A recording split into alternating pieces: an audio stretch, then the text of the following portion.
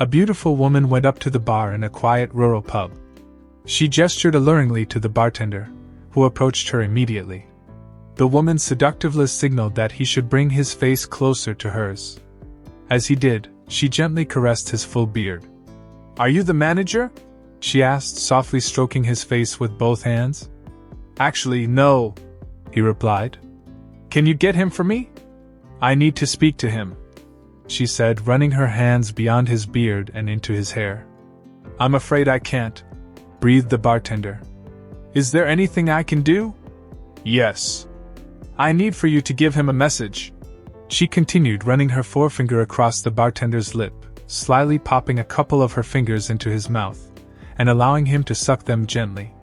"What should I tell him?" the flustered bartender managed to stammer. "Tell him," she whispered, "there's no toilet paper, hand soap, or paper towels in the ladies' room." A man stumbles across an old oil lamp in an antique store. The lamp is very dusty, so he gives it a rub, and the room starts to shake, and a genie appears. He announces, "I am the great genie of the lamp. Since you freed me, I will grant you one wish." The man replies, "Just one?" The genie asks, "Blame Reaganomics, now time is short, what is your wish?" After giving a little bit of thought, the man says, "I want you to make me a bridge.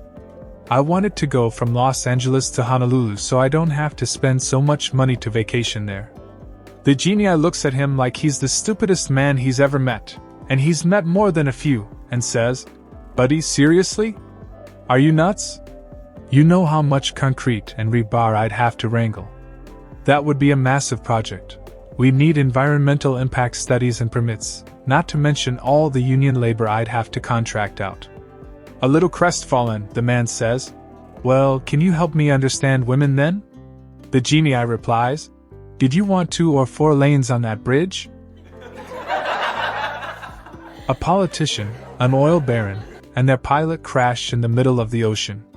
They eventually end up on an island, and the three decide to split up and meet back at the beach at sunset. When they meet back up, the politician returns with 4 fish, the oil baron finds what he needs to build an open fire, and the pilot finds a mysteriously sealed bottle.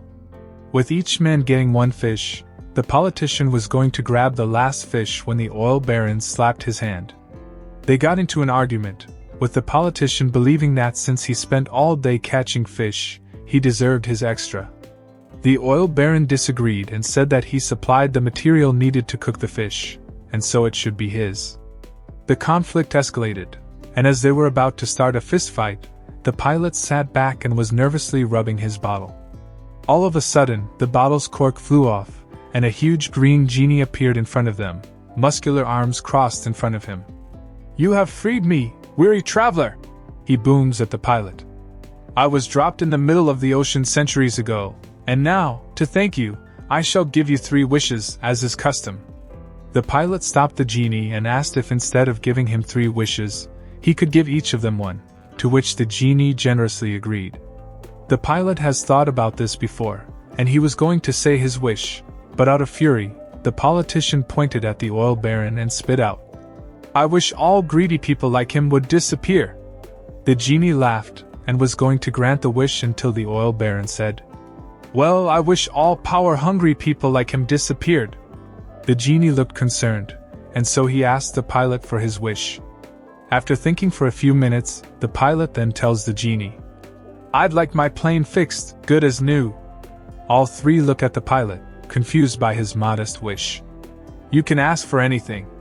Why would you only wish for that?" says an astonished politician. "Well, I was going to wish for world peace," said the pilot, "but you 2 seem to have taken care of that." A poor man needs oil for his bicycle. He doesn't have any money, so he asks his wife if she has any money. The wife said she doesn't have any money either.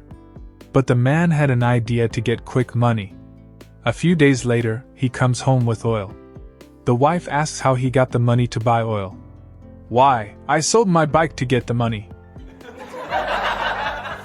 Years ago, when I was a teenager, I had a summer job at a petrol station.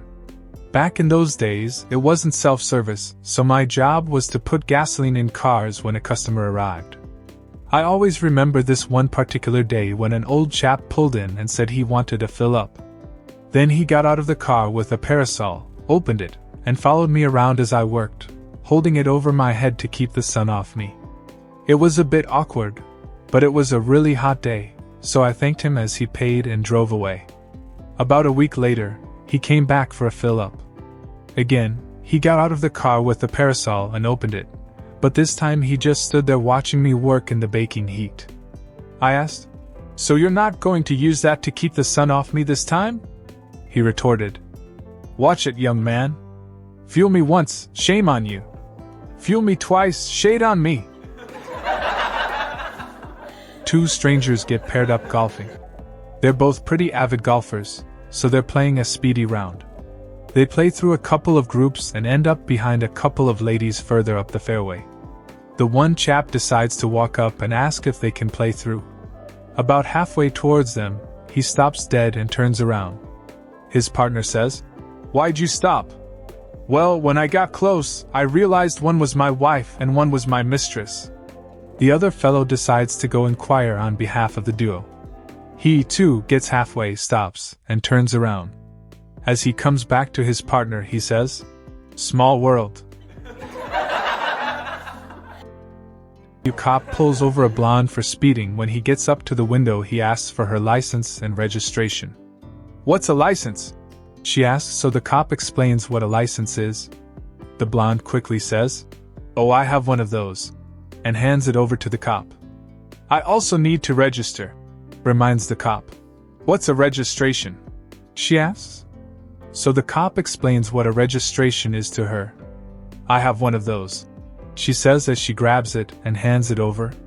So the cop takes the license and registration back to his car to write up the ticket. As he's writing up the ticket, he tells his partner how dumb this blonde is. His partner thinks a minute and says, "When you take the ticket to her, give her everything, then drop your pants to see what her reaction is." So the cop finishes writing up the ticket and heads back to the blonde. He hands her license, registration, and ticket, then drops his pants. The blonde looks confused for a second, then her face falls. "Oh no, not another breathalyzer test." Husband and wife are shopping. A husband and wife went shopping together just before Christmas. The wife quickly noticed that her husband was missing, and because they had a lot to do, she called him on his cell phone. After the husband picked up the phone, his wife said, "Where are you? You know we have lots to do." He said, "You remember the jewelers we went into about 10 years ago, and you fell in love with that diamond necklace? I could not afford it at the time, and I said that one day I would get it for you." Little tears started to flow down her cheeks, and she got all choked up and said, "Yes, I do remember that shop. Well, I am in the yo-yo shop next door to that."